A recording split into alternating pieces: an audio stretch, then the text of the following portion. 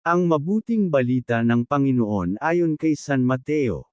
Noong panahong iyon, sinabi ni Jesus sa kanyang mga alagad, walang makapaglilingkod ng sabay sa dalawang Panginoon sapagkat kapuputan niya ang isa at iibigin ang ikalawa, paglilingkuran ng tapat ang isa at hahamakin ang ikalawa. Hindi kayo makapaglilingkod ng sabay sa Diyos at sa kayamanan.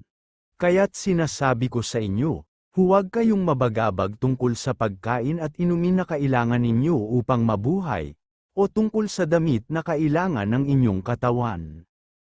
Hindi ba't ang buhay ay higit na mahalaga kaysa pagkain, at ang katawan kaysa pananamit? Masdan ninyo ang mga ibon, hindi sila naghahasik ni nag-aani o kaya'y nagtitipon sa banga. Gayunman, pinakakain sila ng inyong amang nasa langit.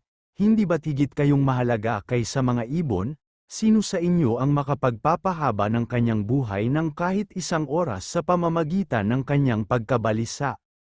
At bakit kayo nababagabag tungkol sa pananamit? Isipin ninyo kung paano sumisibol ang mga bulaklak sa parang.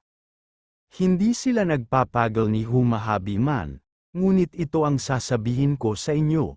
Maging si Solomon ay hindi nakapagsuot ng kasing ganda ng isa sa mga bulaklak na ito, bagamat napakariringal ang mga damit niya. Kung ang mga damo sa kabukiran, na buhay ngayon at kinabukas ay iginagatong sa kalan, ay dinaramtan ng Diyos, kayo pa kaya? Kay liit ng pananalig ninyo sa Kanya, kaya't huwag kayong mabalisa tungkol sa inyong kakanin, iinumin, o daramtin.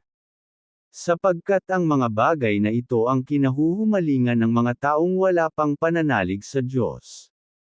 Alam ng inyong amang nasa langit na kailangan ninyo ang lahat ng ito. Ngunit pag sumakita ninyo ng higit sa lahat ang pagharian kayo ng Diyos at mamuhay ng ayon sa kanyang kalooban, at ipagkakaloob niya ang lahat ng kailangan ninyo. Kaya, huwag ninyong ikababahala ang para sa araw ng bukas, saka na ninyo harapin kapag ito'y dumating. Sapat na sa bawat araw ang kanyang mga suliranin. Ang mabuting balita ng Panginoon.